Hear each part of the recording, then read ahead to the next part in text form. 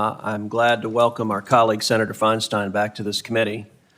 But I will say what's going to happen next, I think, is going to be quite unfortunate for the American people.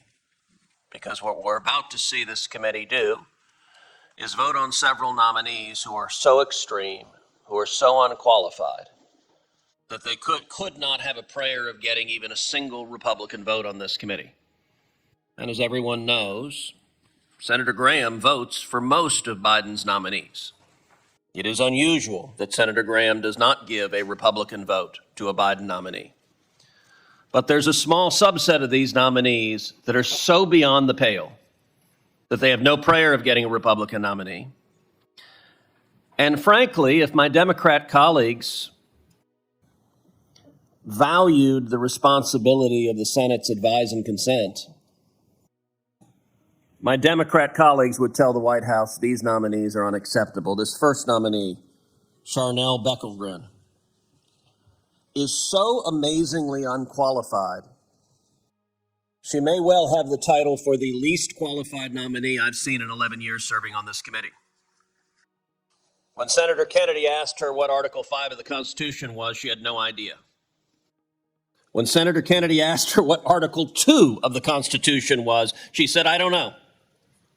Mind you, Article 2 is the provision of the Constitution that creates the president and the executive branch of the government. Any first-year law student that didn't know what Article 2 of the Constitution was would flunk con law. This is not some obscure question about some Latin phrase no one should know. This is literally the basic architecture of our Constitution. By the way, Joe Biden has nominated her to be an Article 3 judge. Article 3 is right after Article 2. It creates the federal judiciary. I assume she doesn't know what that is either. I would note that the chairman, in defending her, suggested, well, gosh, there may be some members of our committee that don't know what Article 2 is. I feel confident that's not true, but if there is on either side of the aisle, you should stand up and resign the committee right now. To give you a sense of how unqualified this nominee is, she listed in her judiciary questionnaire her top 10 litigated cases. I just want you to pause and read this for a second. Her top 10, she did a driver's license revocation. She did a second driver's license revocation. She did an unemployment benefits appeal. She did another unemployment benefits case. She did another unemployment benefit case. And her sixth case was an unemployment benefits case where on the opposing side was a pro se litigant. In other words, this poor fella didn't have a lawyer. And you know what? The pro se litigant beat her. She lost to a pro se litigant. What's her seventh most consequential case? I'm sorry, there isn't one. There's not an eighth, there's not a ninth, there's not a 10th. She's argued over a couple of driver's licenses. And the Biden White House says you should be a federal judge, an Article 3 judge, not that you have any idea what in the hell that is. In this administration, if you are a left-wing radical, it doesn't matter if you're competent.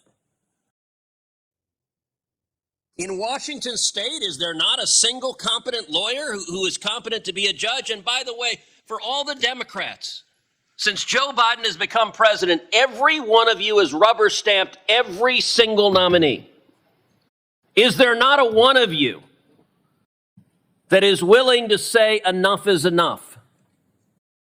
When Donald Trump was president on the Republican side, we confirmed some fantastic judges, but there were several we sent back that we said, no, you missed it on this one. There's not even one Democrat willing to say enough is enough. And by the way, she's not the only one. Another one being considered, a nominee, Cruz. Thankfully not spelled C-R-U-Z, spelled C-R-E-W-S. When asked about Brady versus Maryland, one of the foundational criminal law classes, again, first-year criminal law, you learn about Brady. She said, I'm sorry, I don't know what Brady is. That'll be a problem if she's ever presiding over a criminal case. There are a number of members of this committee who have tried criminal cases. Do you know what Brady is? Of course you do. Because if you're remotely competent, you know what it is, not this judge. Look, sadly, the standard for nominees now seems to be licensed attorneys in Washington, have you ever handled a criminal case? You ever tried a jury trial? Have you ever stepped foot in federal court? Well, then please contact Senate Democrats, because you too can be a federal judge. I want to end with one more nominee that we're getting ready to ram through on party line votes. That is Judge Marion Gaston, nominated for a seat in San Diego. Judge Gaston, look, we've seen some radicals. We had a nominee earlier that this committee rubber stamped who said he woke up every morning motivated by his hatred for conservatives. Senate Democrats said, sounds like a judge to me. But let's see just how moonbat crazy we're willing to put on the bench. Here's a quote from Judge Gaston.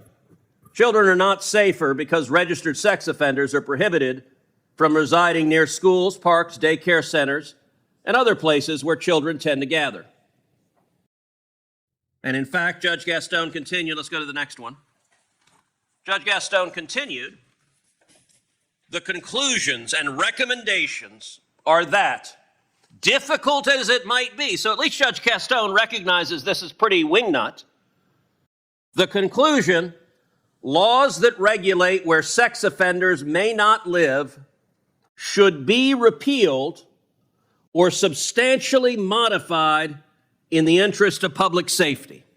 So I want you to understand the Joe Biden White House is saying a radical who wants sex offenders, who wants pedophiles to be able to live next door to daycares.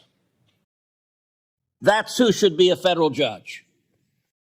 Look, some of y'all here represent blue states. Many of y'all represent blue states. I guarantee you in any one of your states. You go to Vermont, ask the people of Vermont, hey, what do you think about having a pedophile live next door to an elementary school, to a kindergarten, to a daycare? They'd look at you and say, are you out of your mind? That's who the Biden White House has given you. Now, I genuinely don't understand why Senate Democrats on this committee don't have enough respect for the constitutional role of the Senate to exercise some check and balance on the White House. I don't think they'll make you hand in your card-carrying Democrat cards to say, gosh darn it, we ought to have a judge who knows what the heck he's doing. John Kennedy has left bloody carcasses in this hearing from Trump nominees who didn't have sufficient experience to do the job.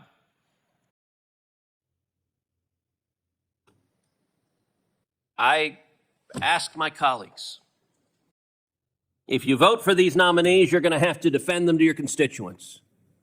You're going to have to explain why a lawyer who handled a couple of driver's license revocations and doesn't know what Article 2 of the Constitution is should be a federal judge in charge of your life, your rights, and the law. And you're going to have to explain why you think it's a great idea that sex offenders and pedophiles should live next door to daycare centers. I think that's nuts. And I think most of our constituents do too.